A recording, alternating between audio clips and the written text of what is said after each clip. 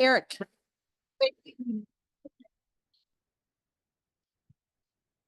Okay. All right. Good morning, everyone. Welcome to the March 10th City Council special meeting. And Suzanne, would you please call the roll? Yes, ma'am. Case, Here. Nakai, Yes, or here, Baldwin. sorry. that's Here. okay. Baldwin, Gear, Here. Harvey, Here. Jones, Here. Smith. Yep. Thank you. Thank you. Would everyone please join me in the Pledge of Allegiance?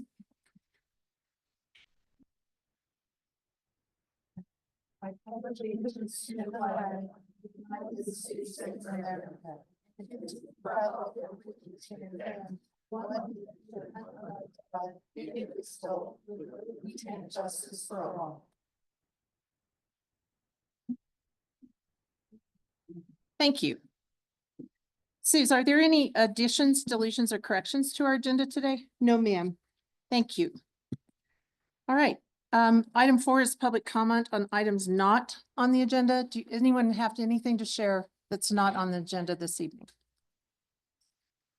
This morning. Sorry, it's habit. It's habit forming.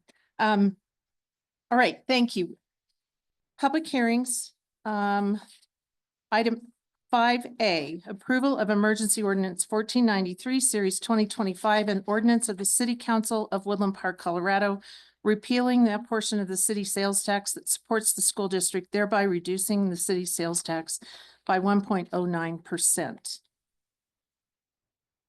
All right, I wanted to let you all know that we are going to be adjourning into executive session. And then when we come back after our executive session to the public meeting, we will then have public comment. And I want you to know that our code for this process does not require public hearing. However, the council would like to hear from you all today.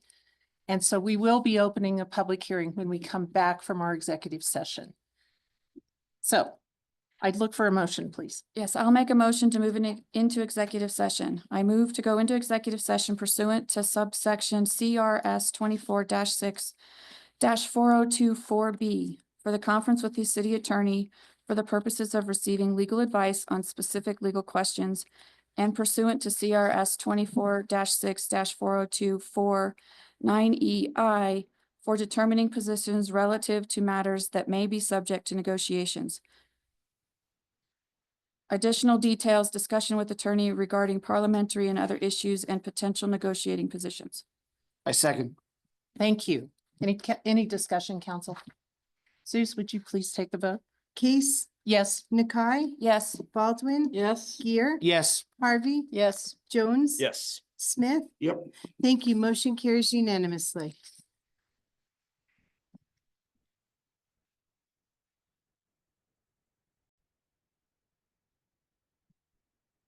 All right. We've just returned from executive session. The time is now 11:08 a.m. And the executive session has been concluded. Will all the participants in the executive session please state their names for the record? Catherine Nakai. Terry Baldwin. Jeffrey Gear. Carol Harvey. George Jones. Steve Smith. Jeff Kel- Wilson. Kelly Case. Aaron Bessel. Suzanne Leclerc. Thank you. If any person who participated in the executive session believes that any substantial discussion of any matters not included in the motion to go into the executive session occurred during the executive session, or that any improper action occurred during the executive session in violation of the open meetings law, I ask that you state your concerns now. All right, I'd like to give a brief update on what was discussed in the executive session. We just discussed various options for negotiation and other council action this morning, as well as related parliamentary matters with our attorney. All right. We are back on item 5A, and I will now open the public hearing portion of this public comment portion of this public hearing. Thank you for your patience with me. I'm not awake. All right. Suzanne, I'm going to just let you all know again that we'll follow our typical procedure. We'll all have 3 minutes to address the council. I'm going to be pretty strict with that time limit, if you would please respect that, because I know we have a lot of people that want to address the council again. And so that'll allow time for everyone to have an opportunity. So Suzanne, would you please get us started? Yes, ma'am. And I know the council likes to know approximately how many speakers we have. We have about 23 signed up. Okay, thank you. Our first speaker is Amy Jones with Laura Gordon on deck. Amy Jones. She's signed up online. Let's see if she's online. Is she online? I see someone has their hand up, Eric Gore.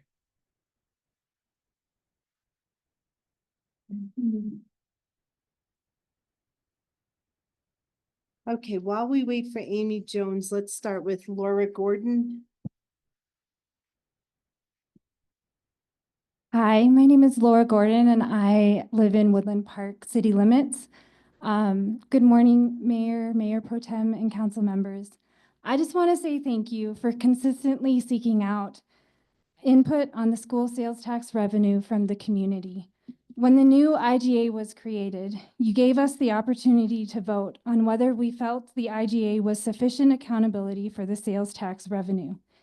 And then when the district did not initially comply with the IGA reporting, you once again sought out input from the community and listened. With humility and mercy, you kept the sales tax again. What I witnessed while I watched the city council meeting remotely was profound. I saw you create an atmosphere for citizens in our community to share their hearts and listen to each other. And I hoped it was new ground our community would move forward in towards peace. But then, as we all know, the agenda for the school board meeting listed the facility resolution, and the resolution tied the sales tax to the sale of a district building. And as you have so faithfully done, you are seeking feedback from the community. The facility resolution as written has placed you in an impossible situation of needing to either protect the taxpayers or protect the schools. It shouldn't be this way. The taxpayer interest that is being harmed by the resolution is that the IGA would be rendered ineffective. You wouldn't be able to enforce it. As of 10:30 this morning, and actually I just checked it before coming up here, the agenda was still with the sales tax resolution was still an action item. It wasn't moved yet to a discussion item. On the other side, there's the schools. They're the real victims, the teachers and the students, my kids, and the teachers that I love and I have so faithfully supported through all of this are the victims if the sales tax is taken away. I really have no idea what the right thing to do is in this. I know if anyone does. And so I just want to say, I know it's hard, and I want you to consider that your biggest, the people that you serve are the taxpayers. And yeah. So I pray over you for wisdom that brings peace again, like on Thursday night. Thank you for your time. Thank you. Okay. Excuse me, were we able to get Amy Jones, Eric? Okay, let's move on. We have Jerilee Gonzalez on Zoom, and then the next speaker on deck is Mary Sikowski.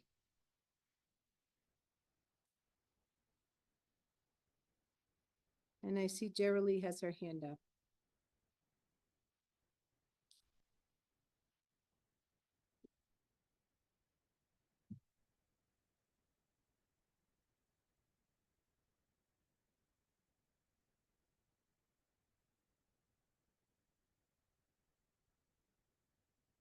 Jerilee, you can speak. You just have to unmute your microphone.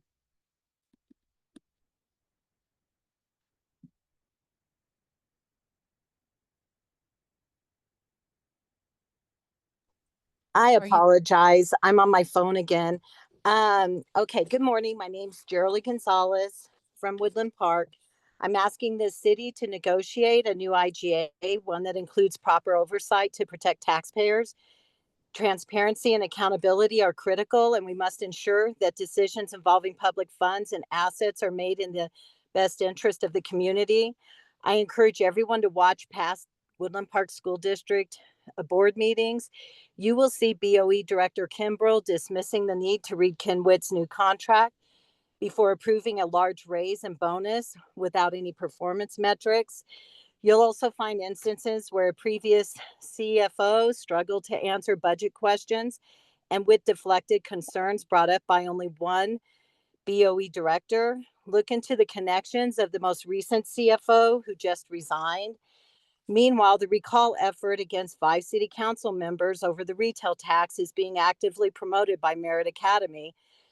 Some of their BOE directors, some administrators and staff, they have gathered signatures and publicly pushed for this recall in the name of voter rights. However, some of those same Merit BOE directors are simultaneously suing the city and same council members over a separate voter initiative on short-term rentals. Do they support voter rights or only when it benefits them? The timing of these events should concern everyone. The recall, Kenwit's resignation, the release of Woodland Park financial audit, and the fact that the audit was submitted to the state 3 days late after city council had already voted on the retail tax. Something's not right. I urge everyone to read the Woodland Park School District audit report. Now Woodland Park is moving forward with a deal to sell the Merritt campus facility to Merritt Academy for $5 million when its estimated value is $35 million, and tying the sale to the retail tax. I don't even know if this is legal, if it's a Tabor violation, is it ethical? This is being presented as an action item for this Wednesday's BOE meeting, yet there has been no public discussion, no communication, and no explanation of how this benefits the district. With 300 new homes being built in Divide, we need to ask, where will those students attend school? Will Summit need expansion? Will Columbine and the combined middle school and high school face even more overcrowding? Kenwit previously said Gateway needs significant updates. Will it be reopened, or will new families lose true parental choice if only one school has room to grow? Why give away a newer facility while keeping an older building that may need costly repairs? Shouldn't we be planning for the near future before making irreversible decisions? We need to have an IGA drafted by city attorneys who represent taxpayers, not individuals with political aspirations, political agendas, or ideological motivations. The community deserves transparency, accountability, and a decision-making process that prioritizes our schools and students. I really appreciate everything you guys have done at trying to protect taxpayers, and thank you for your time. Thank you, Geraldine. Next speaker is Mary Sikowski with Erin O'Connell on deck. Thank you. My name is Mary Sikowski. I'm a City of Woodland Park resident. I've had to, scramble to try to figure out what I'm going to say because we haven't had a lot of time to plan. But the biggest thing that I'm struggling with right now is, one, how is this an emergency meeting? It's a special. And meeting. two, well, it's the language says emergency ordinance. So. This is a special meeting, just so everyone knows that, not an Yeah. emergency meeting. Okay. And the term emergency ordinance being in this ordinance, I fail to see where it's appropriate from our city council today. Even looking at the duties of the city council, does it protect life, health, and property? In this case, no. This property that's in question that's generating this meeting doesn't belong to the city of Woodland Park. Does it prevent and similarly abate and remove nuisances? No. Preserve and enforce good government? No, it's out of your jurisdiction. Order and security of city and its inhabitants? No. And so on. There's nothing in the municipal code that I can find to make this appropriate for this topic. I I know there are some on the city council that want to enact this leverage on the school board. I know you don't like the school board. I know you don't like the fact that the audit is the way it is, nor do I. I know you don't like the proposal of Merit Academy possibly buying the building from the district. You have not seen a presentation that's supposed to happen on Wednesday about any plans for it. You're going off of leaked documents and hearsay, really, because nothing has been presented by the district yet. So I stand by what I've said all along, that this leverage you're trying to utilize by revoking the sales tax, it hurts the wrong people. It hurts the kids and it hurts the teachers. I get that's the only leverage you have as a city council, but it hurts the wrong people. And especially taking this money away during the school year immediately with a budget already in place. What do they do tomorrow if this is taken away today? Okay, so respectfully, City Council, Mayor Pro Tem, and Mayor of our city of Woodland Park, this is not your job. Thank you. Thank you. The next speaker is Erin O'Connell with Dana Kramer on deck. Hi there, I'm Erin O'Connell, resident of Woodland Park. In response to why you are even having this meeting, the school district clearly aims to tie your hands on Wednesday indefinitely. That is quite the emergency. When you're trying to intentionally tie up taxpayer funds for your own personal gain, I would call that an emergency. So thank you for calling this meeting and reviewing it. On March 9th, 2022, I attended a Woodland Park School Board meeting almost 3 years ago to the day. I bring this up because this shows a long-standing pattern. My public comment that day included the following section. I have documents showing loans directly from E.R. BOCES, run by Ken Witt and with attorney Brad Miller, by the way, to Merit Academy. These documents show when Merit Academy changes authorizers, their loans from E.R. BOCES become immediately due. Merit Academy was changing authorizers to be a part of Woodland Park School District. That day, 3 years ago, I questioned where those funds would come from, how the district planned on them being paid, since they would now be the authorizing district, who was ultimately financially responsible. I expressed that the terms of the loan were extraordinarily favorable to Merit Academy, to the detriment of the district. I asked why these terms weren't laid out clearly by the board, and why the public wasn't notified of these loans, and why there was no discussion around the new liability the district was taking on. To her other point, she said the district has not said what they were going to do. On Wednesday, they have this as an action item. They were going to take action without allowing the public to know about it. So the most interesting thing about my public comment that night 3 years ago is that afterwards, the acting CFO of the district approached me and asked me for copies of those loans. He did not have them. The one person in the district who should have been well-versed in the loan terms didn't even know they existed. Merit Academy and the school board hid those loans from the district, even though the financial impact to the district, like it would be to the city, was both large and immediate. They protected these documents to hide their own interest and to create a secret and immediate financial burden to the entire district. Last week, one of the founders of Merit Academy stood up here at your meeting and talked to you about integrity, how you should follow policy, how you should consider the whole community. Do you know who signed those documents which were hidden from the CFO 3 years ago? That same Merit Academy representative and Ken Witt. These are the same people. They have been hiding things from us for years, hiding them from this community, from this district as a whole, and from you.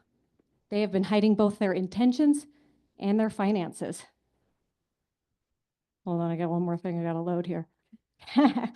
I ask you to take that into account, that they have a history and a pattern of hiding things from the community that they are supposed to be a part of for their own personal financial gain. Thank you. Thank you. The next speaker is Dana Kramer with Lorraine Merrill on deck. Good morning, Council and Mayor. My name is Dana Kramer. I live in Woodland Park. I have 5 children in the school district. Before the sales tax vote last week, I urged you not to remove the tax, as I feared it would further strain our already struggling district, especially given the loss of 278 students district-wide over the past 2 years. I want to acknowledge the grace you showed the district when they submitted only a one-page summary, something that quite frankly still baffles me. Given the CFO's resignation letter, it appears that it was done intentionally. In that letter, Jack Bay stated, "After reviewing the charter documents, I was able to echo the summary document for the district, but left the granular level detail the charter school provided after my review with Ken." Why would Superintendent Ken Witt only want to submit a one-page document when that's not what is required by the IGA?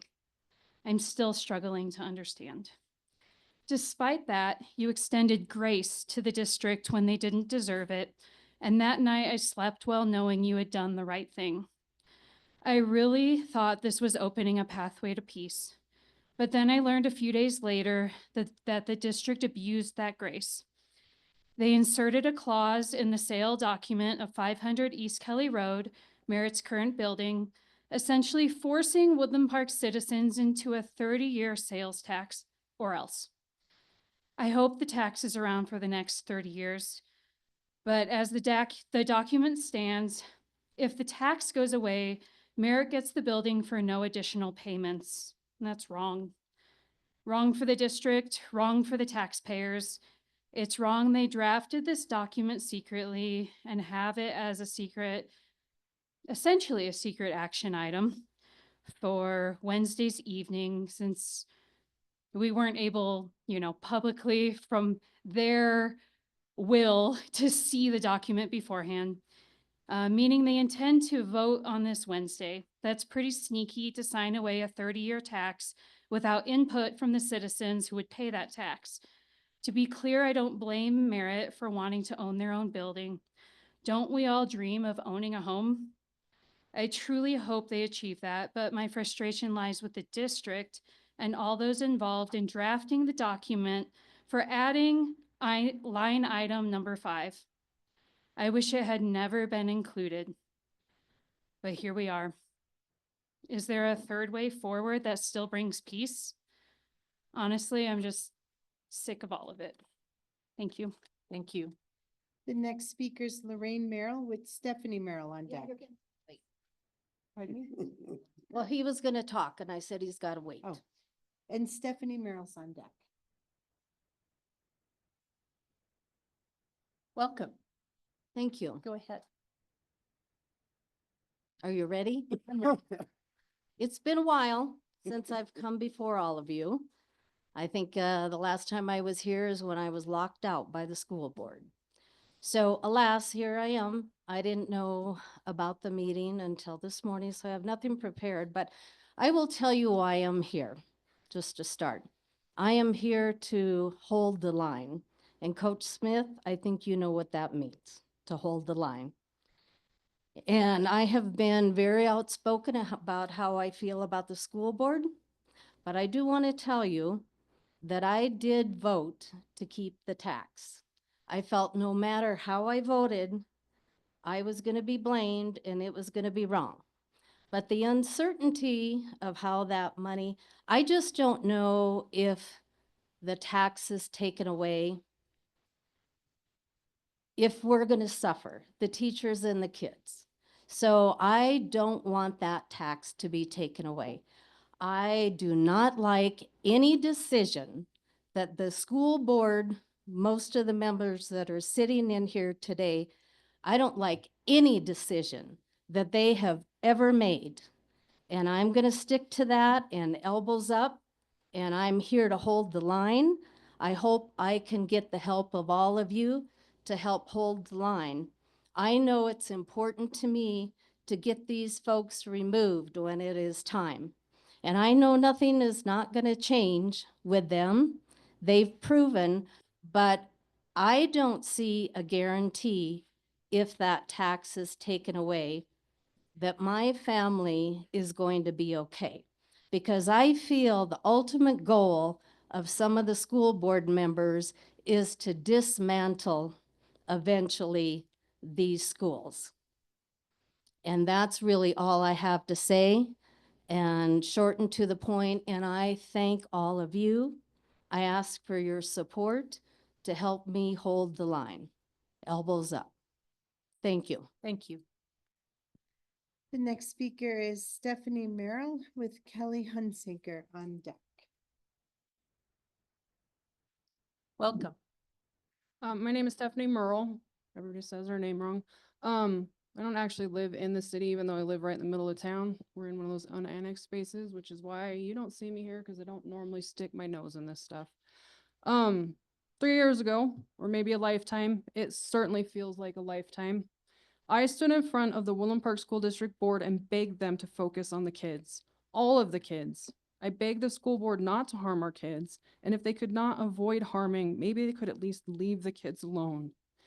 Instead, I watched them take away our kids' stability, a building, 2 buildings, lost teachers, driven away friends, driven away families. In those years, I've been called many things. One, being a radical, and I guess I might be. A quote that reflects my concept of being a radical is this: to truly be radical is to make hope possible rather than despair convincing. I have held on to hope things would calm, hope they would stop finding things to take away, hope they might stop harming kids. Today, I see the loss of the tax to fund our schools as the loss of hope. I hope to celebrate my kid being the 4th generation to complete a journey at Woodland Park School District. I hope to celebrate my kid being the 3rd generation to sing in ladies ensemble. But without funding, I don't see that hope. I see programs being shuttered.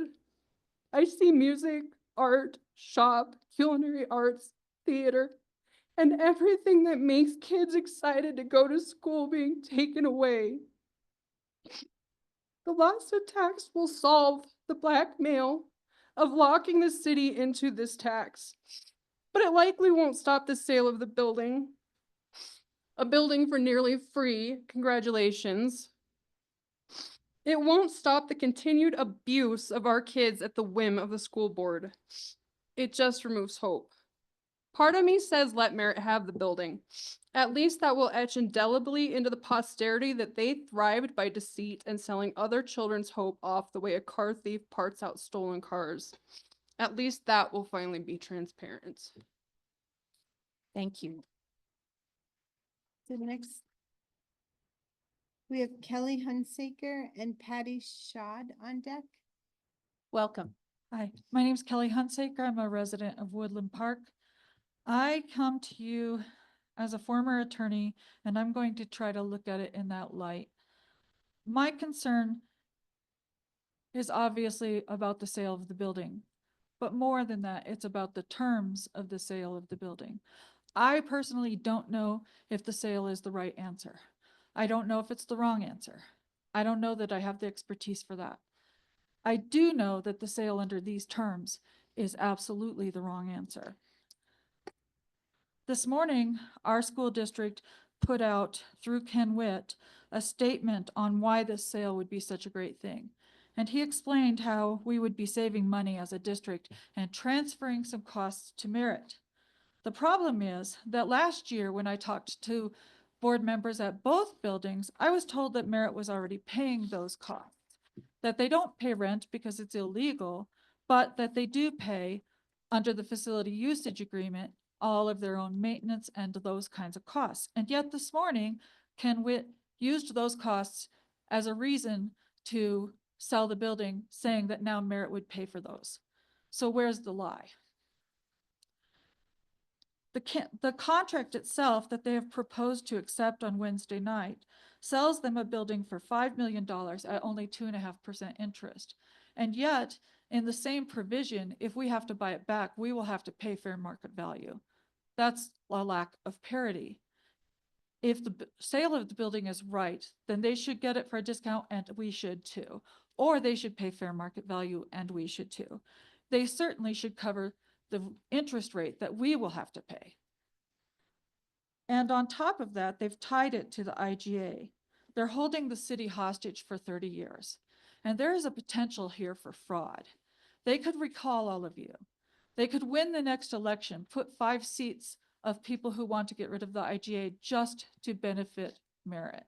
That is a potential here. This contract is egregious and it cannot go forward. Yes, they may still get rid of the building. We can't stop that. Yes, they still may get a sweetheart deal, but they can't hold us hostage for 30 years. Thank you. Thank you. We have Patty and then we have Sean Maddox on deck. Welcome, Pat. I'm just super nervous. I'm not a public speaker. Okay. Take But a this deep is- breath. I promise we won't bite. It's very important to me. I wrote you an email. I'm better at emails, with all my, points, and so I'm not gonna go over my points.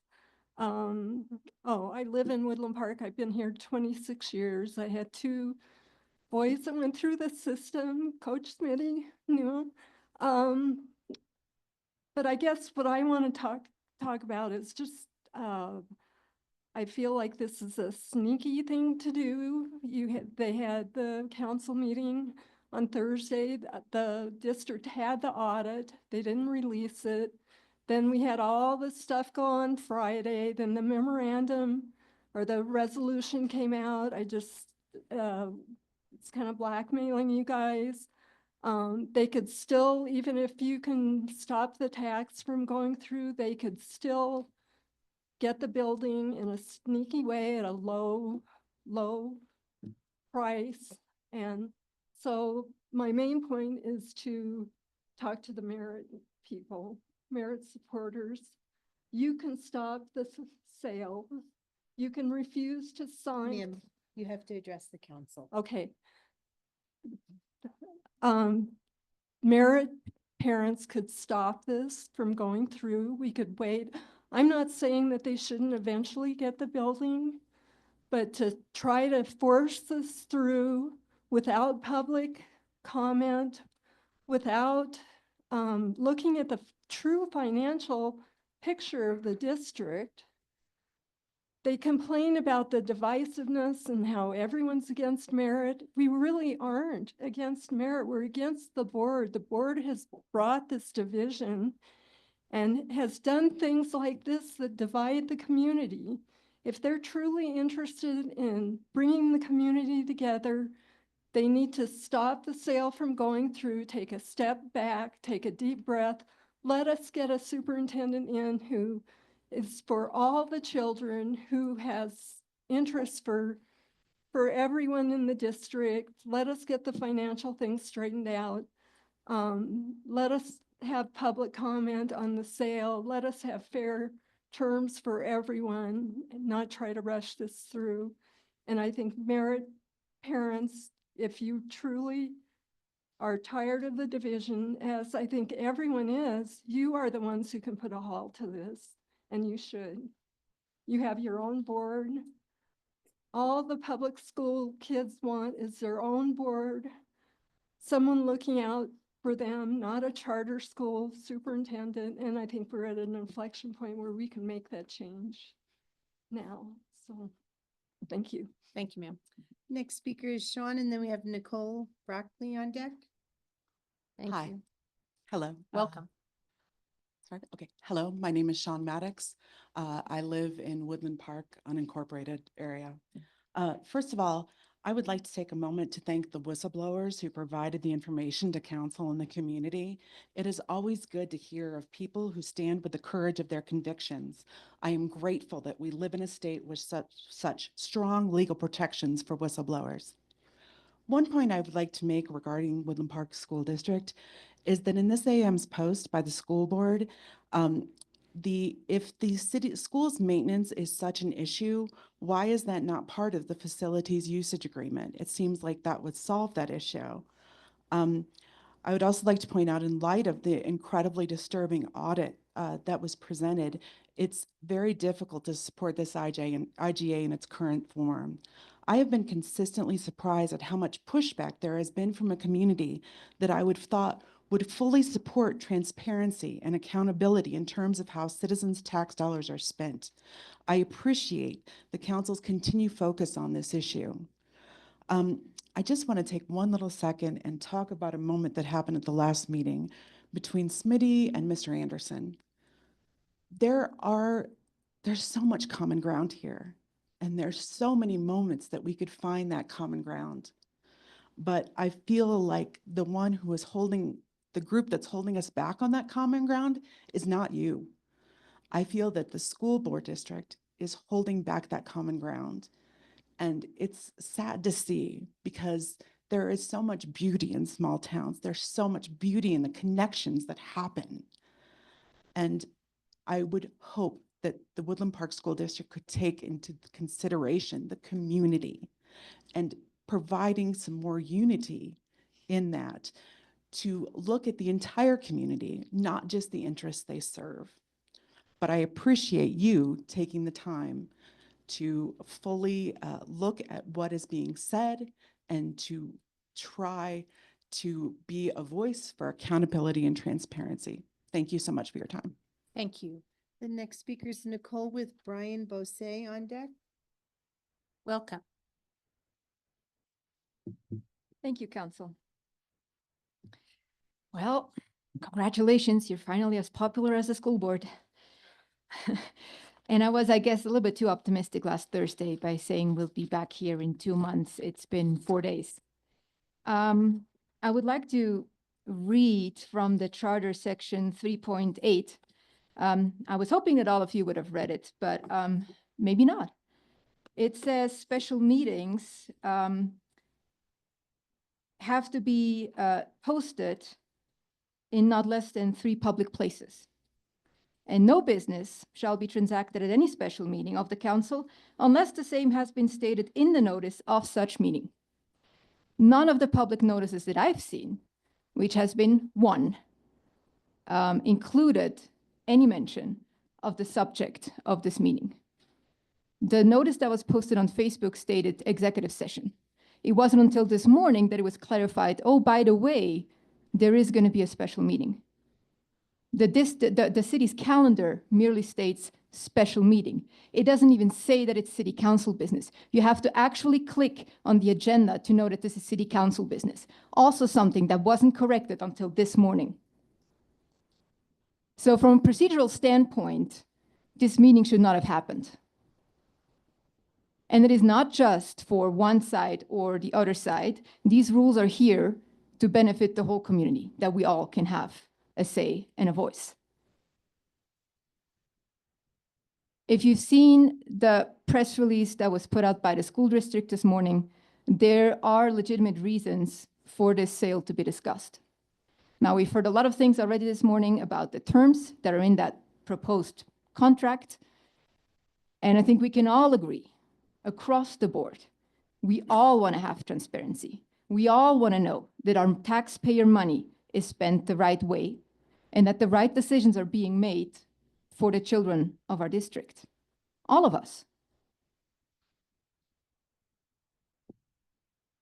However, the sale of this building to Merit is none of the council's business. What's going to come next? They put out a cell phone resolution that you don't like, and we're going to threaten to take away the sales tax? Your only responsibility is to make sure that the district puts out their numbers on what they're using the sales tax for. That's all. And we all appreciate the fact that this council is working on that transparency, and we all agree that the district had some making up to do in that regard. But the sale of this building is none of your business. It should be discussed on Wednesday during that meeting. It's going to be discussed tomorrow during a DAC meeting, which is exactly where the parents and the community has input on this. And if the community doesn't like it, there's still the election in November. That's the proper place. If you take away the sales tax, what's going to happen to Summit? What's going to happen to all the facility repairs? Thank you. Thank I'm you. Sorry, but your time has expired. I appreciate that. Next is Brian with Seth Bryant on deck.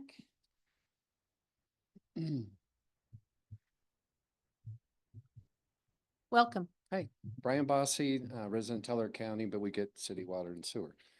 As I mentioned, and I was gonna be his whole speech last time, that went away. As I shared on Thursday, a couple of things. We're relatively new, 2.5 years here. And we enjoy living up here, but it saddens me to see all the conflict and that comes up in elections and social media, the misinformation that comes up. And I weighed in on a few things before November, just providing facts. Some of those facts are Colorado's ranked 33rd in the country in terms of public property taxes that go to K through 12. That's the bottom third. I shared our personal stuff. Our property taxes that we pay here is the line item we paid in Washington State, equivalent to the health district and the ambulance. We paid 2.5 times that amount. Probably a little bit too much. But school districts are a major asset to a community. Wouldn't you say, Mayor Case, that it's really important? People want to know, how are the schools? And when people are launching bombs at each other and accusations and representations and things like that, the good work of a SMITty to contribute to a school that then wants to vote to kill a tax, it's really confusing to people, and it's not healthy. Again, I'm relatively new to this, but I just look back at 2016, the original ordinance. Why did this come into play? And what I learned is, the state was underfunded by $1 billion. And from 2011 through 2016, the school district lost approximately $15.3 million to state funding due to the Colorado cuts in school finance. This reduced funding directly impacted their ability to provide meaningful educational services, resources, opportunities to the students in the community. And with the tax, it was going to provide post-secondary preparation courses, innovative school programs, technology, staff salaries, facility maintenance, improvements. And part of the problem that I read, this is the document, so I'm just reading, none of this is my opinion. Due to the large number of unique taxing districts, Woodland Park has some of the highest property taxes or mill levies in the Pikes Peak area, yet one of the lowest mill levy overrides for property tax devoted to a school district. And as I said, if you don't have money, I shared what my life was like as a high school student. 2 layers of duct tape, no grass in the middle of the football field, and you get slivers in your butt to watch the game. When they invested in their community, they built a new high school. The tax was approved. There was actually a track. I was on a track team that had no track. There was an aluminum, covered thing, and they recruited a teacher that within 5 years was a National Teacher of the Year. I would recommend negotiations, get at a table, and whatever comes out of that, but to do this is wrong. Thank you. The next speaker is Seth, and then we have Denise Ackert on deck. Welcome. Hi, Madam Mayor, Madam Mayor Pro Tem, City Council members. It's been a while since I've been up here, but I appreciate the opportunity to speak on this before you make your decision. We had another Friday FU from WPSD, and of course I mean facilities update. In the past, we had closed and merged schools without public input. This time, proposed building sale for a small fraction of the value. In addition to a bottom dollar sale proposal, there are additional clauses allowing Merit to recapture millions and millions from that short sale and at the district's expense. Another holding both the cities and voters hostage for the next 30 years, lest we give the building away. Never in my life have I seen the wants of few completely topple the good of the community. You must pull this tax now. The district has forced your hand after every opportunity you have given them. When you dared to hold them accountable, they initiated a recall and put forth this unconscionable resolution. The voters who maintained this tax in November did not vote for it to be used to pillage our community assets. It is unfortunate your hand has been forced, but you must vote unanimously for this emergency ordinance and avoid this heist from our city and community. And this is indeed an emergency. This involves property and involves the public interest. The vast majority of districts in Colorado do just fine without an additional sales tax propping up political agendas. We will survive this too. That building is for all of the children of WPSD. This isn't about school choice. This is about the school of choice for Kenwet. Please do the right thing. Vote for this ordinance. Get rid of the tax. Thank you. The The next speaker is Denise Ackert, and then Tim Seeker is on deck. Welcome. Thank you. My name's Denise Ackard and I live in Woodland Park. And I just wanted to come and tell the board how much I support everything they are doing. Excuse me, not the board, the council. The Board of Education ran on being fiscally responsible. Since then, they have not been transparent to their constituents. The prevaricating, half answers, sudden loss of a superintendent and a CFO without explanation leaves me with a deep distrust of how my tax dollars are being spent. I support the City Council wholeheartedly in their attempts to achieve transparency from the Board of Education. I want to know where my tax dollars are going. There is a group in town that says the tax dollars are for the children. Really? Without transparency, how do I know that? Is it spent on the students equally? I find the threat of a recall as an attempt to get a certain group of people's way at great expense to the city without proof of wrongdoing from the council and further risking division in the community very troublesome, both morally and loyally. Are we going to just keep having recalls at city expense until we get the answers that we want? This is just wrong. Please, please get rid of that tax. Thank you. The next speaker is Tim Seeker, followed by Gail Garrick.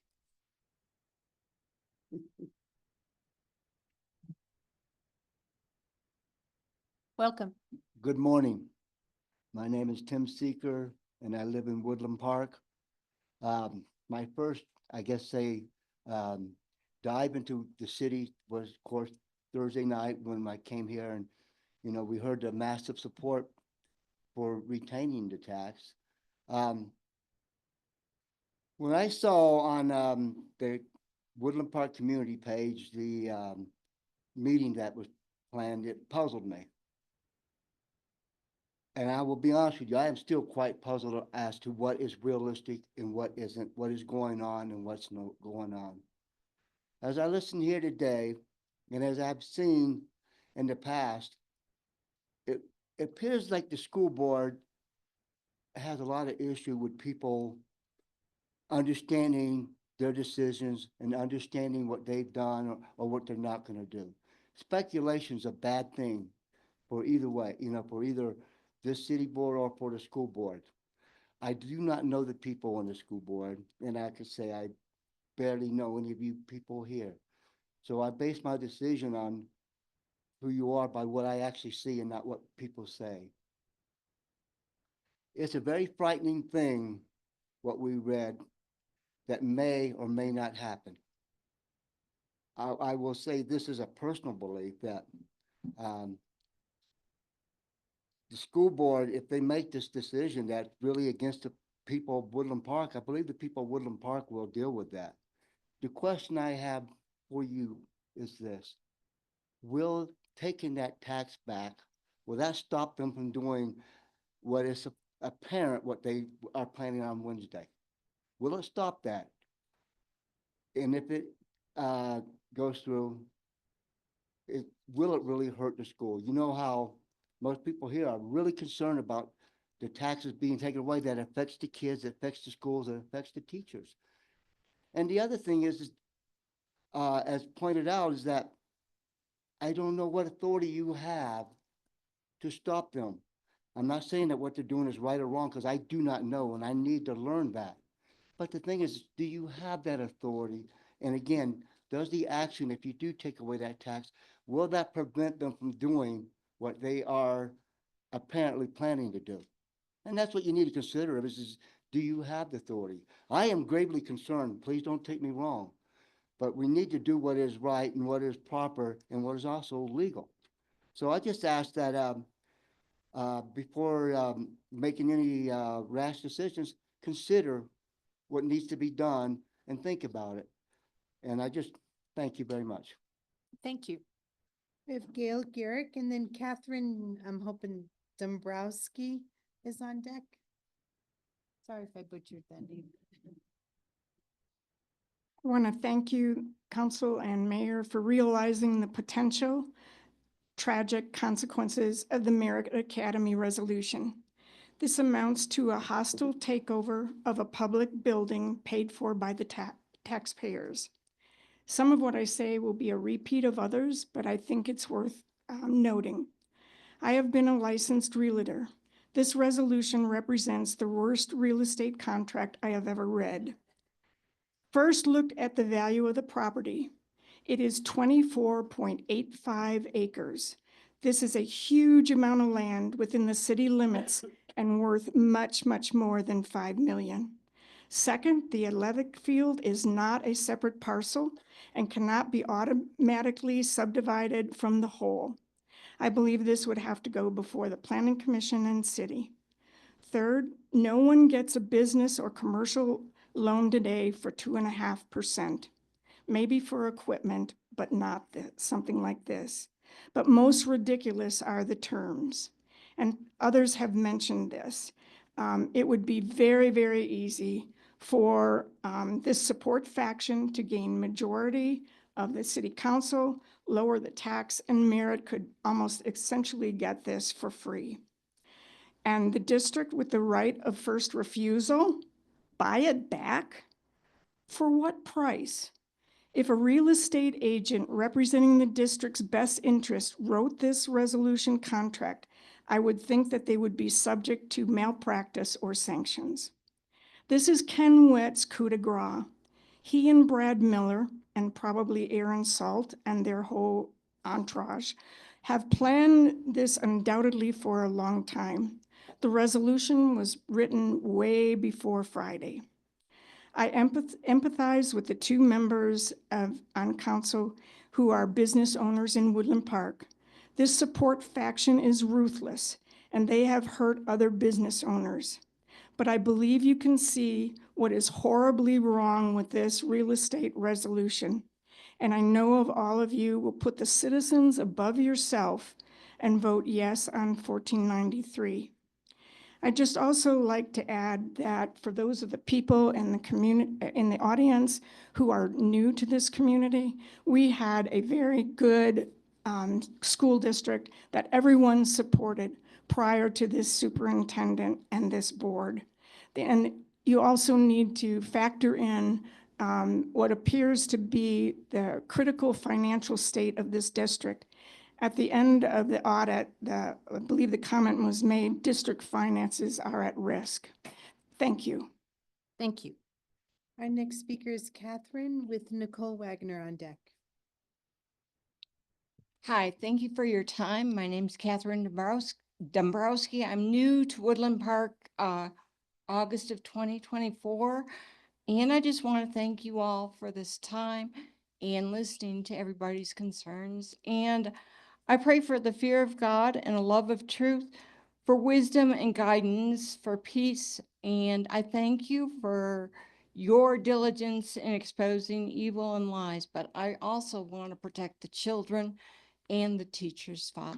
And the fact that this school tax went into effect in 2016, and in 2024, 57% of the voters, 2,800 people, voted to keep it so that they could protect children and the schools and the teachers, and that's my concern.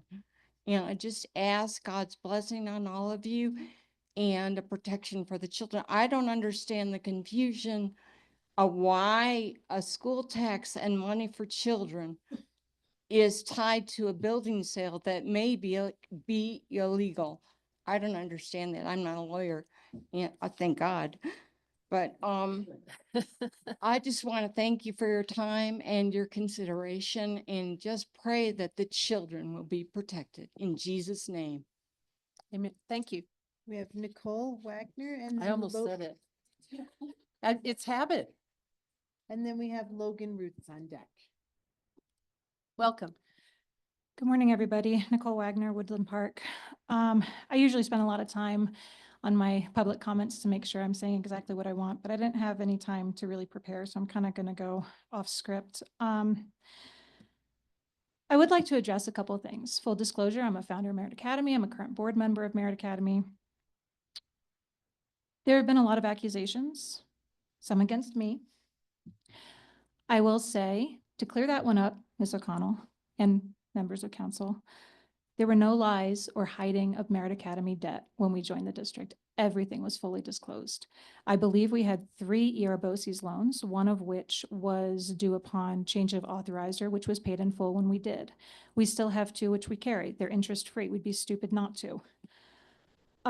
So this is part of my frustration with this community is there's so much misinformation and so many lies and so much hate that's thrown around that I can't even keep it all straight. Yesterday, one of my best friends was accused of being a Andrew Womack a spy or something when he has never met the man and doesn't have anything to do with him. All on social media. Social media is gonna kill us all. In terms of this resolution, have any of you considered the fact that putting a clause regarding the sales tax into something like this may not actually be about trying to tie the city up? It might be about security for the district and security for Merit Academy. Should the sales tax be stripped, there will be a budget shortfall. If we enter into a building agreement, which statutorily we have the right to do, as so does the district, this is not uncommon. There's nothing wrong with it. And quite frankly, it's not a crazy thought for Merit Academy to want some building permanents. If we enter into an agreement and the sales tax money is taken away, where does that leave us? Does a district foreclose? How does that work? There are questions and negotiations that still have to happen. I have not officially seen this resolution presented to me by my attorney for the school yet, and I sit on the board. This is a very early discussion. It's not this is going to be voted on Wednesday and we're done. No, it is not. For the people snickering. Please. It will begin conversation, not end it.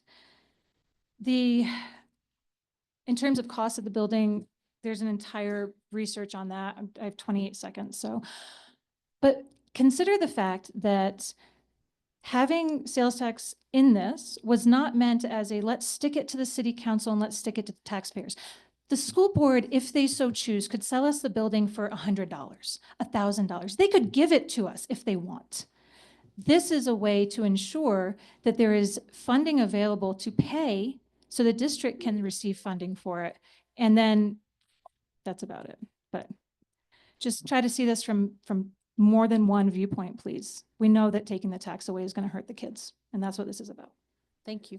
The next speaker is Logan, and on deck is David Rusterholz. Welcome.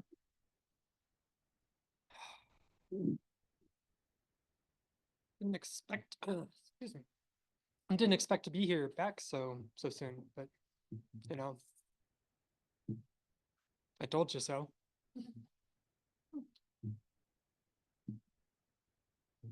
It's what the district does. It's what their board does. That is literally their agenda. And the reason that I know that is that I have seen the emails behind it. And it's unbelievably ironic to me that people will stand up here opposition of me and claim about misinformation and facts when they are literally the ones that are putting out the misinformation and facts. It's mind-blowing. I don't have a whole lot to say today. I think that you guys have realized what they did, and that it's all been a game from the get-go. They're all trying to just put themselves first and get ahead as far as they can and F everybody else. And that includes our students and our teachers. I also find it incredibly ironic that all of these people that are now up here talking about accountability, transparency, and saying, well, I know that we need transparency, but not at the cost of our kids. Where were they when the district was taken over by the board and ruined? They weren't there. There is a very small interest in this room And unfortunately, they have been able to lie their way into the hearts of many of the Woodland Park citizens. It is very, very disturbing. I think that you guys have gotten a very good view of that now. We need to hold people accountable. We need to hold institutions accountable. People say it's going to harm the kids. Where's that money actually going then? Because we don't know. We haven't seen where it is going. We don't know if it's going to harm the kids. I do know one thing though. Our staff didn't get a raise. Our superintendent, he did though. And with no performance review. Do the staff get performance reviews? I'll give you a hint. They do. Every 6 months. Come on, guys. Put the community ahead of yourselves, ahead of your self-interests. Remove the tax. Thank you. We have David Resterholz with Mike Perini on deck. Welcome. Thank you, Mayor and council members for the opportunity. My name is David Rusterholz. I am a member of the Woodland Park School District Board of Education. I'm the secretary. I'm also a resident of Florissant. I think that we all know this is a very highly charged situation we find ourselves in. We've all changed our schedule. You've done this. I think one of the things that I find problematic is trying to find a common ground and to do things right. And I believe that you are trying to do that as well as the Board of Education. I think we found that there are problems on both sides of this. I find here that I see two separate areas of jurisdiction. And I appreciate that you have looked into the tax matter, making sure that you are responsible for the taxpayers' money that is distributed to the school district. I think that's very important, and you have done that. At the meeting last Thursday, we saw that, and I appreciated the way that that had turned out. There's also an elected authority within the school district and the Board of Education to manage the school's assets, to govern the school, and to provide a great education for our students. I see a whole separation here, and I don't quite understand why when a discussion item comes up on our regarding school property, that it seems to me as the council inserts itself outside of the tax money issue. It seems the board has a requirement to manage the property, and how we do that or how we discuss it is Board of Education. How the responsibility of the council, as I understand it, is to make sure that the tax money is used in the way that the voters have provided for it. I would like to see us have discussion about that and where our lines of authority lie. That we do it in a way that is respectful to each other, each one of these boards. So I would ask that we allow things to calm down, see what happens at this next meeting at our Board of Education and how that's going to work its way out. Thank you for your time. Thank you. The next speaker is Mike Perini with Colton Montgomery on deck. Thank you, Excuse Madam me, could Mayor. we please have quiet? Thank you. Good morning. I'm Mike Perini, Woodland Park resident since 2002. When I addressed the council last week, I commended all of you for your public service and seeking input from the community. You publicly stated and you followed up with your vote to postpone and kill the ordinance. What happened over the weekend where you made a significant public reversal and developed a brand new ordinance to repeal the tax and do it immediately? I would like to hear your comments when you get a chance to speak. Transparency and accountability in the public square is essential.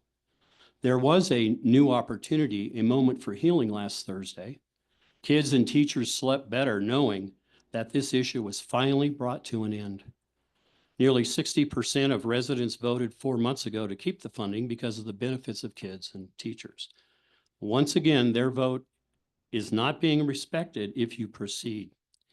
It appears to me that your action might be based on an inaccurate document, but I understand that you have been informed of the error, and I believe the district has distributed a press release as well. Let's look at Section 3 of the proposed ordinance. From the charter, an ordinance which is declared therein to be an emergency ordinance and which is necessary for the immediate preservation of the public peace, health, and safety or property. I guess I'm just trying to figure out, how does this apply for ordinance number 1493? I hope to hear from you about that. The community was healing just last week. Where are the riots? Where are the protests? Where is the real emergency? The city does not own the property in question. So again, how does the school board's action directly, as you write in 1493, quote, impair the prerogative of this council, end quote? In my view, this is a significant overreach and misuse of your local governmental authority, if passed. How can you dictate what internal actions the district may or may not take? I don't see how a discussion on a potential property purchase capturing additional revenue for the district relates to the sales tax. Again, please answer my questions. The city has signed an IGA with the district.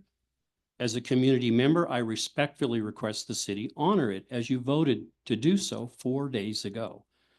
The vote today has to be unanimous, right? My hope is one or more of you who publicly stated on numerous occasions that you support the kids and the teachers and you vote this down. And if this ordinance is passed, then your wording, unless changed, states immediately. Budgets have been approved already. Your potential decision will cause upheaval and anxiety.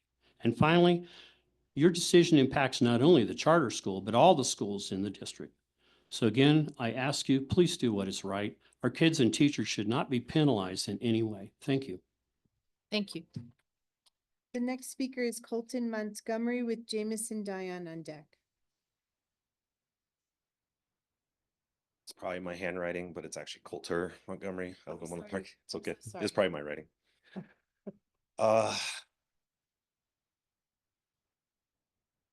So what are we doing here? A better question I feel is, what are you doing here? I'm gonna try and stay the civil, measured way I have been the last couple times I've gotten up here to speak before you, but bear with me if I seem frustrated, because I am. I'm willing to concede that the school district and its leadership is not in the best place right now. I think that's a very realistic statement. The CFO resigned several weeks ago, and my instinct tells me he was given the option to do so in lieu of termination after that original one-page report to the IGA, which I will freely admit was an embarrassment. However, this was cured within the confines of the IGA, and they provided to you a decent, not perfect, but decent. I read all 140 pages of it, 140 plus. There's always room for improvement. And you also have merits portion of what they submitted. And I think we can all agree that that portion is unimpeachable. Last week, those of you who not only desired, but ran your campaign to use council position to do some things with the school district cited varying degrees of some, at this point, for me, feels like a supposed change of heart. And I'm talking to those of you now. Let's get back to the state of the district. The audit results are in, and nobody sane will deny it's bad. Again, I've read the entire thing. The superintendent, which I have always kept measured my personal views, elected to resign, and I would posit that I have the same instinct that he was given the option to do so because of what has happened with this audit. Consequences for actions are occurring, and I can almost promise you they're sure to continue, but it doesn't seem like that is good enough. The district is in a rough spot, and you seem to have no other desire than to put the proverbial boot on the back of its neck. The district is without essentially their CEO and the CFO, and now has to deal with the fallout of this audit. You and your supporters from the citizenry who want to see this happen, the sales tax removed, have asserted that the district has been in decline. Student enrollment down, staff turnover, factual statements. But would the actions of today, if this passes, match the words of the supposed concern of the district and the students and teachers within it? Your efforts here today will compound what you are supposedly upset about if you pass this. In a simple analogy, you want to set fire to your living room because someone spilled milk on your carpet, and then you want to blame them for the smoke damage. You heard me last week briefly talk about my professional real-life experience of financial shortfalls of this size, and the actions proposed here are diametrically opposed to the words I hear all the time about the concern. You know I'm a parent here. I told you that. And if you think I'm willing to risk my daughters and their education becoming the collateral damage of this, you are mistaken. Coulter, That's all I have to say. please. Thank you. The next speaker is Jameson Dion. He's on Zoom, Eric.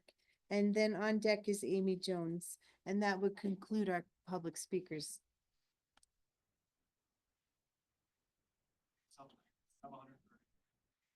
Jameson, can you raise your hand, please?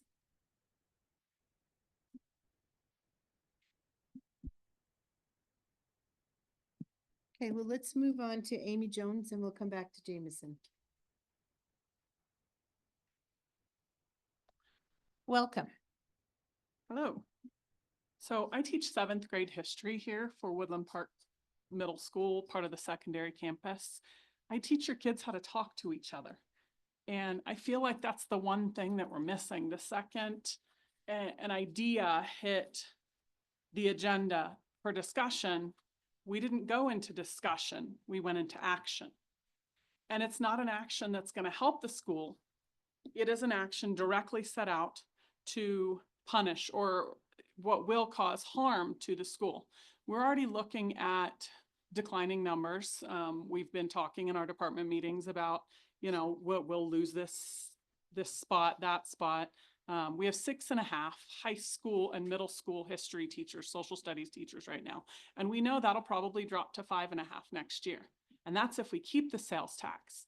But the idea of trying to teach my fabulous students with 3.5 teachers covering 7th through 12th grade, which is the most likely outcome of losing $3+ million of sales tax revenue every year, is the 3.5 teachers who probably would get kept aren't going to want to stay. I'm probably one of them. I hope I'm one of them. But I look at the idea of what it would look like to teach that many students, 600 to 700 students with 3.5 teachers in my department. And it's not something I could or would be willing to handle. We're looking at class sizes of 35, 40 students, losing paraprofessionals who help our students that have other challenges, you know, not having that, not having enough school supplies, not having enough teachers. These are the things that happen because we shouldn't be in an action stage. We should be in a talking stage. We should be learning from our 7th and 8th graders who are learning how to discuss these problems. Our entire nation has become polarized by one side and the other who can't figure out how to talk to each other. And that's really what we need here. But the biggest thing in thinking about this for the last almost 24 hours now, losing this money would almost force the school district to have to sell that building. Where's the money going to come from to pay the teachers, to pay for the services and the supplies that we need? Well, now all of a sudden we need to figure out how to bring in more money. I'm seeing a school building being sold because we need the money. We can't run a school and teach your kids the way, not even the way you want to, but the way we want to. I want to reach every single kid, and I can't do that if I have 40, 45 kids. We're talking 12 and 13-year-olds. You guys know how they are in one classroom, and I adore my 7th graders, but I don't think I can do 40, 45 kids in one class at a time. Like that's. Thank you. And Jameson's there. So you can go ahead when you're ready, Jameson. Thanks, Suzanne. Appreciate you moving me around and trying to balance us in between work meetings today. Just wanted to, look back over last week where we had a great city council meeting where you saw Tim Seeker and a lot of people express a lot of optimism for this community. And here we are a couple days later and in a totally different place. I expressed some concern when I spoke last week that we had some optimism after the city council negotiated a new IGA with the school district, and then shortly after, without giving the school district an opportunity on that IGA, push it to a ballot. And then after the voters spoke, and the school district failed to submit their financials on time, but were within the 30-day cure period, right after they cured, this council pushed to kill the sales tax yet again. And then some things happened in the background. And this council had, much different tone last time. Some of us know what happened in the background. I'm not going to cover that here. But one of the things I've seen in the trend with the public speakers today is they don't want the sales tax pulled. It's not all of them, but that's been the overall overwhelming number of people, including the people that don't like the school board. And then the other thing that's been a trend is confusion. And the reason why there's confusion is because we don't have clarity on what the school district and Merit are planning on doing yet. They haven't had that meeting. Mayor Case, I think you were made aware over the weekend that there was a mistake made in terms of the agenda for the school district and that it was going to be a discussion item this week. So rather than jumping to conclusions, maybe we should listen to see what that discussion is and all learn, as opposed to kind of jumping to pull the tax again, which seems to be the trend with this council. Further, I think there's some confusion over what area this council governs. You've seen this drift in governance or assumed governance with this council where you've got individuals sitting on the council that probably should have run for school board, probably think that they're in some form of governance of the school board as a proxy. And I am speaking of Council Member Baldwin specifically with the past comments that she's made. That's not the appropriate place for this council. You have governance over that sales tax, but you're using the sales tax as a hammer to hit a school board that you don't agree with every single opportunity you could possibly get. There's a couple press releases that were made today that I don't think this council probably got the opportunity to review before sitting down today. But it's very likely that a transfer of assets from one public education entity to another might actually save the taxpayers money. You don't know that because we haven't had an opportunity to dive into it. You just jumped into an emergency meeting.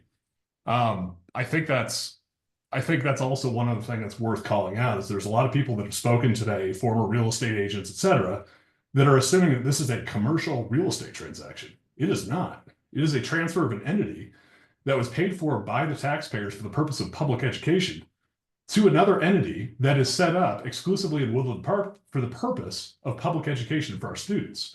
That purpose of that transfer of assets would very likely allow that school that occupies that facility to manage it more effectively for maintenance and all that.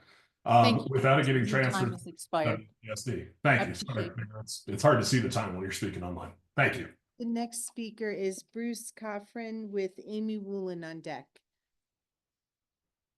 I know I told you we had no more, but they keep signing up.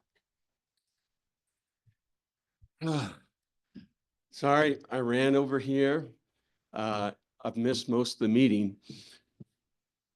I spoke online on Thursday night. I'm a geoscientist.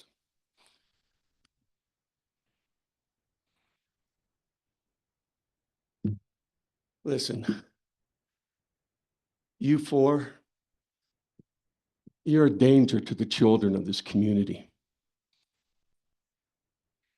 Hey, stop. Yes, I'm stopping it. Yeah. Yes, So listen, I'm gonna stop this. the children need this funding. You cut this funding, and we've already gone through this discussion on Thursday. You cut this funding, you hurt the children. What do you think the school board's going to do? Well, what cuts occur first? extracurricular activities. The role of the school board is to make sure the children are educated. When you start cutting extracurricular activities in this community, what happens? The children have less to do, right? So they start getting into trouble. That's what happens. Crime starts to increase. Teenage pregnancy increases. Bad things happen in this community. The whole community starts to go downhill. So just remember who this funding is actually for. The voters have spoken once. You guys agreed to something on Thursday. You pulled it back. In fact, I thought this issue was completely gone on Thursday. I'm a father of a child that goes to school here. Many parents have this same viewpoint in this community. So just remember who you're really impacting.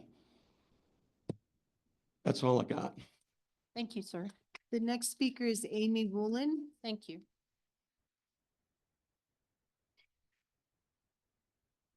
Welcome, Amy.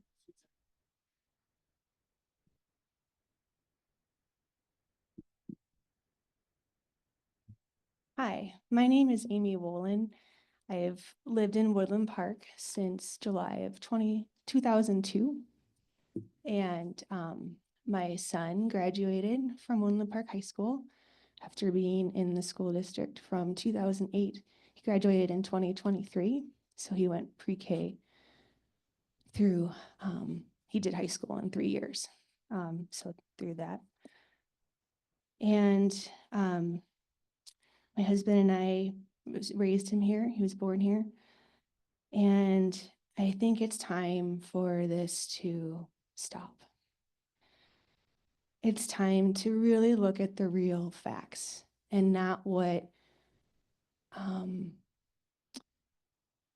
not people's opinions and the back and forth. Like, I have whiplash from it. Like most citizens of Woodland Park and of Woodland Park School District RE2, I am exhausted by the constant back and forth. I'm sad for our community. We had so much joy raising Bodhi in the school district. There were so many wonderful things in the past. And there are so many still wonderful things happening. But I didn't even notice it's happening. I had to take a little social media and news blackout for my own and my family's own mental health. So I was just at work and I'm like, what's going on? So here I am. I wasn't going to speak, but I just need to say, I would never want to take anything away from the school district, especially from being here in those years of such strict spending and saving. I've lived through it, and my child has lived through it as a student, and my friends have lived through it as teachers and administration. But for over a decade, I actually volunteered much of my time to raise money for those needs that our schools needed.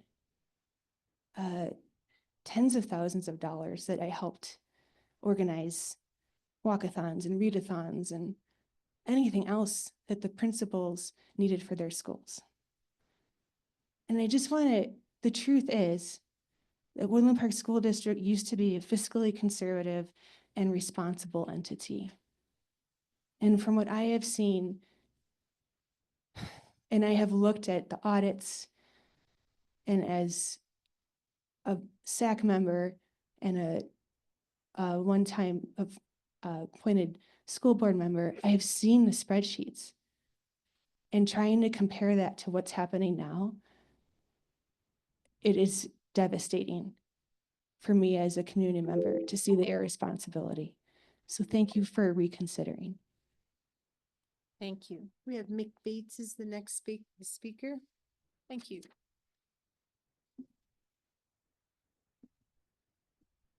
Welcome. Thank you, Mayor and City Council. I just wanted to bring up a couple of points of clarification. We had this meeting here last Thursday. We put out our board packets on Fridays, so it happened to be the next day. But it had been a busy day last Thursday. Here's the situation. That should have never been listed as an action item, and that's on me. I didn't do a final review. It should have been a discussion. And I have shared that with people this weekend. Saturday morning, as you can all imagine, my phone went nuts and has since then. And immediately I said, Monday, we need to adjust the agenda to put down this issue as a discussion item. So that will happen today. And, you know, everyone needs to know that the mistake is on me. It's my job to double check things before they go out. And for that, I apologize. Excuse me. Excuse me, please. Go ahead. And lastly, you know, I've asked from this podium before, you know, if the school district's guilty of fraud, it's the citizens' responsibility to go to law enforcement with that. That's our responsibility as a good citizen. But I heard here today from Mr. Ruth that the teachers did. Mr. Ruth's. That the teachers hadn't gotten any raises. That is not true. There were raises handed out this year, and they varied. The amounts varied, but there were raises, and our teachers hadn't had a raise in a long time when this school board came on board. We got them about an 8.5% increase, which was good. Did it catch them all up to the standards?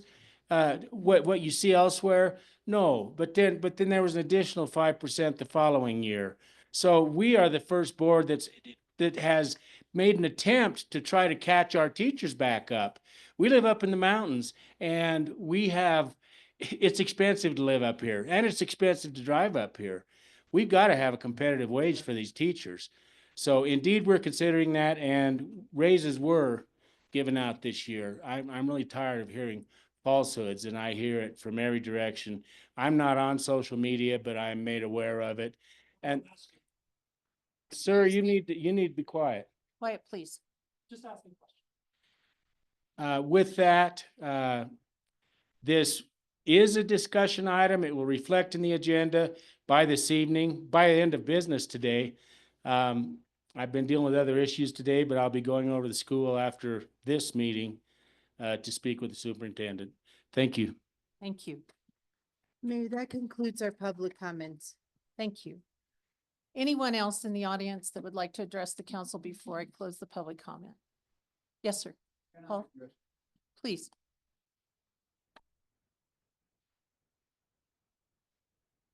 Paul Sonia, Woodland Park.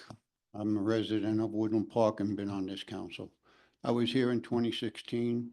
You have a difficult decision before you. You've heard people on both sides.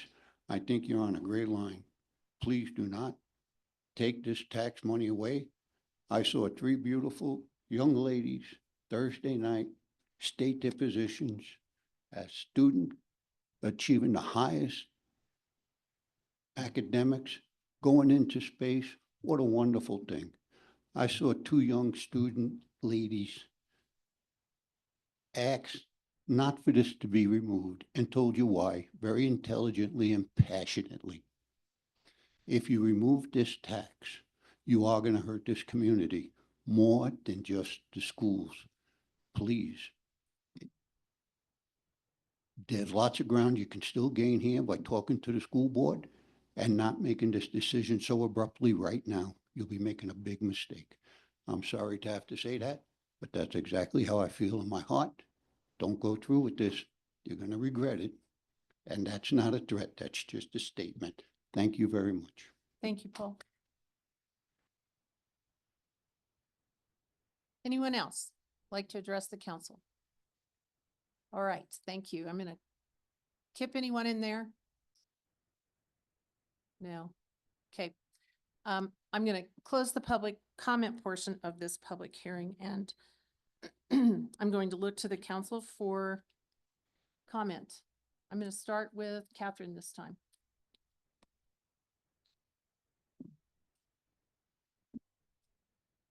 Um, I, I really actually would prefer to go to the end, and I'd like to hear everybody's views, but I can go first if you'd like. It's up to Would you like to go first, Steve? Sure. Okay, we'll start with Steve. Okay. Do I do this correctly? But for those people that don't know me and accuse me of not being for the kids or the teachers or anything else like that, well, you don't know me. And that's plain fact. If you do not know me, then you have no right speaking the way you do about me. Majority of my friends are teachers. I still volunteer at an elementary school doing master classes. I've got kids that are turning 47, 48 years old that still call and say, hey, coach, what's going on up there? And I say, just read from the websites and everything else. Make your own decision. And for everybody, pros or cons about taking, the tax away, what's really, really hurting for me is walking through the halls of a school where teachers are going, well, we can't do this because we don't have that. They should already have that. Bottom line is,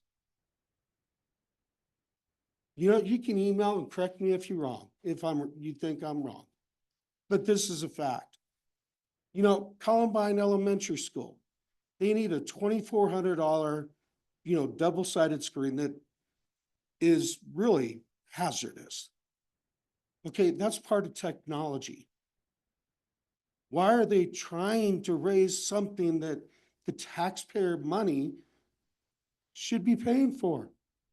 That's part of technology, is it not? And it really disturbs me that really talk with the public school teachers, merit teachers, go ahead. But ask them. Okay, Summit Elementary got 10 Chromebooks. How'd they get those 10 Chromebooks? They saved the pop tops from a can to be able to get 10 of them. So, I listen. I really do. Mayor?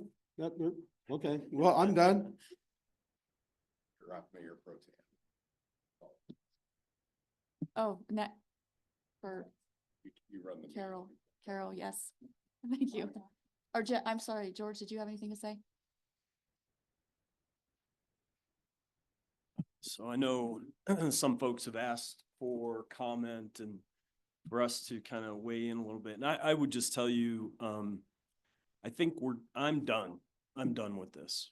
I'm done with the back and forth. I don't feel like the city has the right structure to do this kind of school funding. And so I think we saw that evident in the school packet when we get pulled into that kind of conversation, and I think we just need to be done.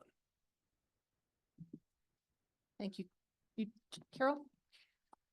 I would have to agree with George at this point in time, after having seen what I now understand was to be a discussion item on the agenda for the school board on Wednesday night. The product that I saw indicated that it was going to be a resolution, and what concerned me most was the clause that said, in talking about conveying the building that used to be called the middle school to Merritt Academy, or any charter school for that matter, would, on the event of the loss or reduction of the 1.09 sales tax to the district, the sale shall be completed within 60 days. In other words, it would simply give the building to the charter school, which is a contract school, which could or could not be reauthorized in a couple of years. But to take that sales tax that we all know from 2016 was intended for very specific purposes and use that as the means to ensure the ability of the school district to provide a loan to a charter school would have obligated the city to 30 years of that tax. In other words, the tax would be held up for 30 years regardless if it was still appropriate or not.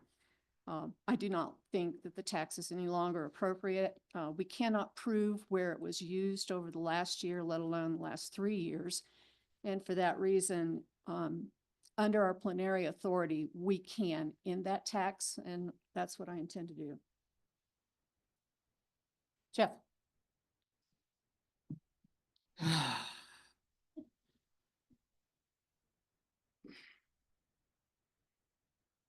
I think for me, the big challenge here is every step of the way that we've tried to be cooperative and work with the district and give them multiple opportunities that, quite frankly, I personally opposed giving them.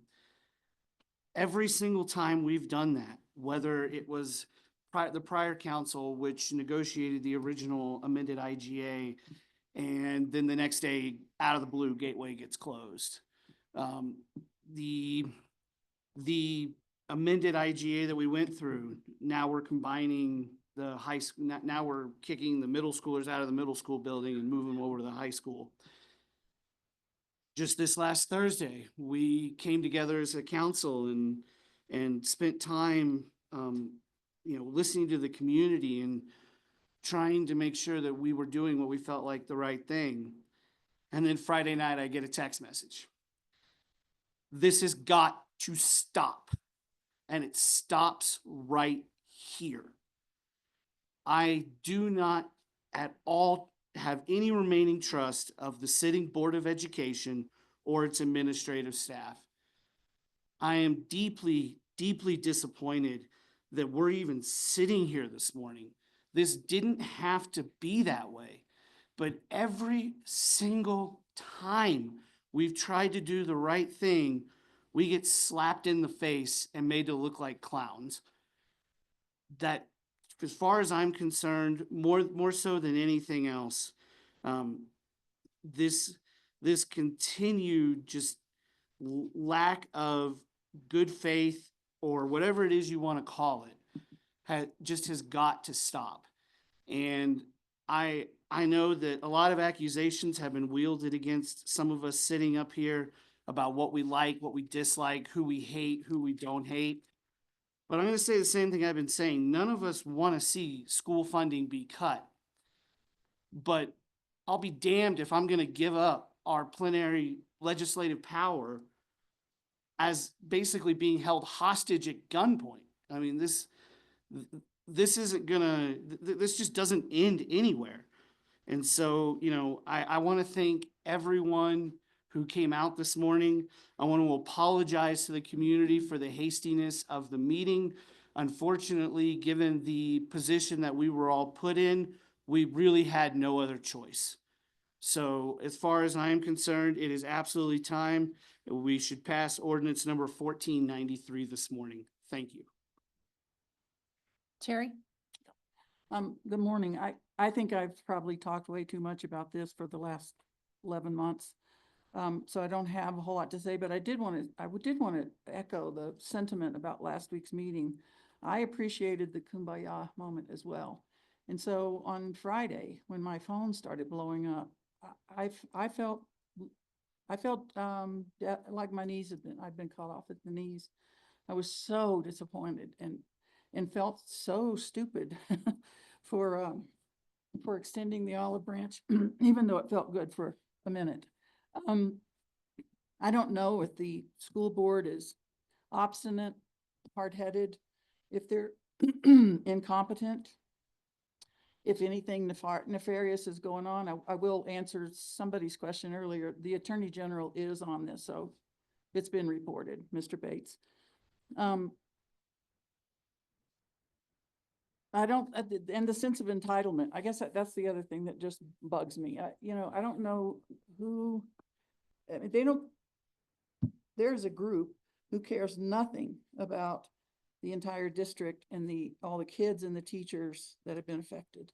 Who is the seventh grade teacher? So Amy, I don't know if you know this, I'm not sure what building you're in, but there are elementary schools here where teachers have had to take on 2 and 3 classes in their same classroom, or try to teach in a mobile home that's not heated and has no internet, which is a safety hazard.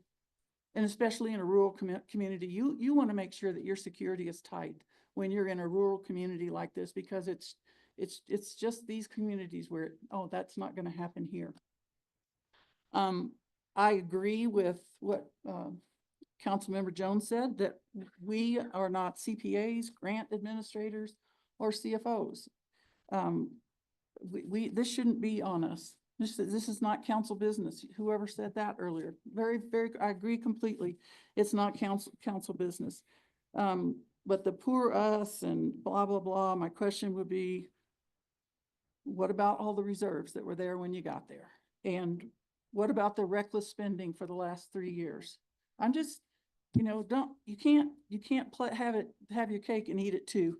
And I guess the last thing, even though it ruined my weekend, I would like to express my appreciation for the whistleblowers, for people having a conscience, and being willing to put it out there. And my last thing is, I feel absolutely no pressure about the recall. So please, people have been saying, oh, I know you feel pressure. No, I don't. I don't at all. Thank you. Catherine. So I pretty much agree with everybody up here. And for me, for the past 18 months, I've struggled with the sales tax issue. And I've continually given the benefit of the doubt to the school board and the BOE. On March 6th, this council gave an olive branch to the district and to the BOE. On March 7th, the district snapped that olive branch in half. Friday evening, a whistleblower released a BOE resolution with a condition that removes the rights of this council, any future councils, and its citizens to modify or repeal the 1.09% sales tax or risk the loss of a taxpayer-owned property to the charter school. Additionally, other sweetheart conditions which are favorable to the charter school were included in this resolution. For these reasons, I have lost total faith and confidence in this school board and the BOE to be fiscally responsible with taxpayer dollars. Thank you, Catherine.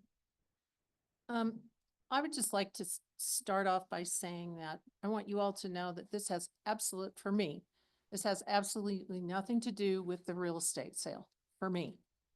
It has everything to do for me with the fact that after I worked so hard and stood up for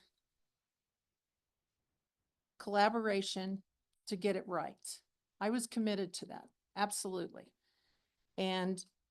But this was not brought to my attention that this was even a thought or an idea. Whether or not it's an action item or just a discussion item, the fact that you're even considering this and obligating the city for 30 years, and when I say the city, I mean the taxpayers, for 30 years without their legislative authority to do what they will with the sales tax to the citizens. That's not okay. And even considering that, it felt punitive in nature, and to tie our hands because of concern that we might bring an ordinance again to repeal the sales tax. That's where I come from. I don't appreciate the threat.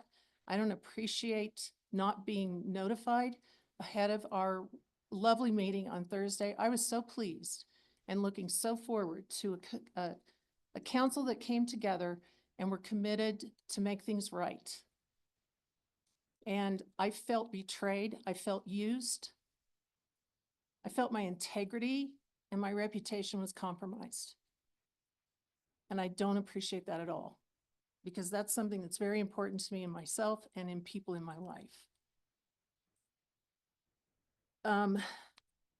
I find, and there were things mentioned, there have been one thing after another that, and the example of closing Gateway the day after we had a face-to-face, trying to iron out things in the IGA that Hillary and Mick signed while Hillary was still mayor. And the next day notifying that Gateway's closing. Could that not have been shared? This is a partnership. And to not communicate and be transparent, not just with the financials, but with policy and with the direction, because the council would love to get behind it. And I'll tell you, when this sales tax was voted for in 2016, I was one of the biggest naysayers because it's not an appropriate source of funding for school districts. Because the city council is not qualified to implement a sales tax and run that for you. Because it's up to us to do that. All you have to do is take a check and cash it. And it's just that's not what we're here for. There is an opportunity, and if you haven't read the ordinance, I would encourage you to read it carefully. Because it has everything to do with suggesting that an alternative form of funding would be for the school district to go for its own tax, and that they administer their own tax. And that is not the job of the city council. We have given it a heck of a shot, and we have been behind it for many years, almost 10. Did I do the math right? Okay. So I just want you to know that this is the hardest thing that I have had to do. And my weekend, I have not slept much the entire weekend. I have had conversations with folks because I wanted to check myself. And I can tell you, I've talked to the 3 county commissioners and they feel the same way I do. And we as a council have their support today. So I've talked to others too that I respect and that I like to check myself with to make sure that I'm not missing something. Excuse me. So I am really, really, really disappointed and sorry. There's a cumulative impact of a lack of full transparency and the totality of knowing and deceiving the public and the council with this intention to either have a discussion or take action on holding our sales tax hostage. And on top of it, I've looked at the financials, the audit that came out, they're called financial statements, but the audit. And I worked in municipal government finance. I had audits every single year, just like this. I used to audit school districts. I have never, ever seen an audit report that was so poor in management. I have never seen one. I've seen one in my whole time in almost 30 years with a qualified opinion, much less the list of findings that were found. I understand now why we have not had clear financial accounting to the council. I understand now. And they have a big job and a big challenge to get that reconciled and corrected and cleaned up. But I have lost my faith, my confidence, and trust in the board because they violated my integrity and the taxpayers. So that's where I stand. And I just want you all to know this is the hardest thing I've ever done in my 7 years on council. And anyway, that's what I have to say. Add one Yes, comment. Terry. I just wanted to add to your list of the things that you've lost, because I know for a fact that you've lost some very loyal friends over this issue. And I am so happy that you finally see what people have been trying to say for years.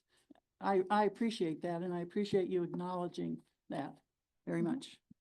I've tried really hard. I have really tried hard to make things, all of us successful, because this is no good for our community. This back and forth and tit for tat, it's killing us. It's tearing us apart. And I have never seen this community be this way. And it's time, and I'm sorry. I'm really sorry, but I cannot leave a sales tax in place that is being proposed to being held hostage. So, thank you. Council, do you have any other comments? All right.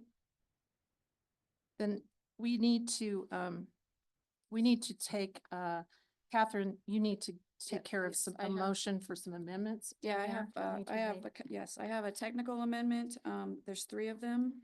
So the 5th whereas, the second sentence, Woodland Park requires the district to explain and be accountable to the city council how the district spends this portion of, is missing, of the taxpayers.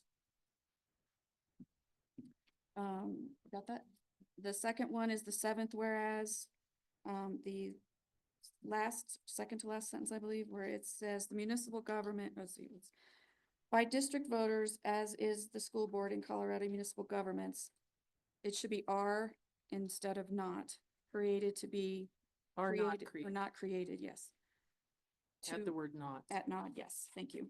And the last one is in the section 3 emergency ordinance. The last sentence where it says taxpayer in the city of Woodland Park to the interests of a single charter school and to prevent city taxpayers from being willfully leveraged. Say that again. Sorry, so it's the second to last sentence or line in the section.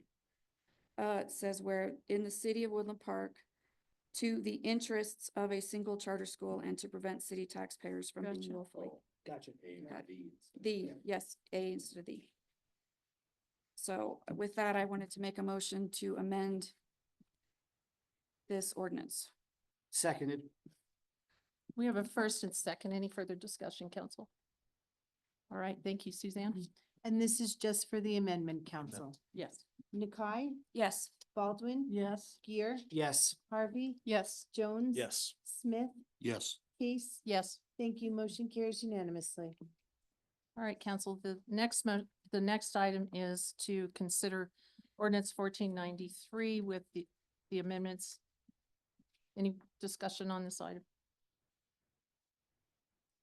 Then I make a motion for the approval of emergency ordinance 1493, series 2025, an ordinance of the city council of Woodland Park, Colorado, repealing the portion of the city sales tax that supports the school district, thereby reducing the city sales tax by 1.09% as amended.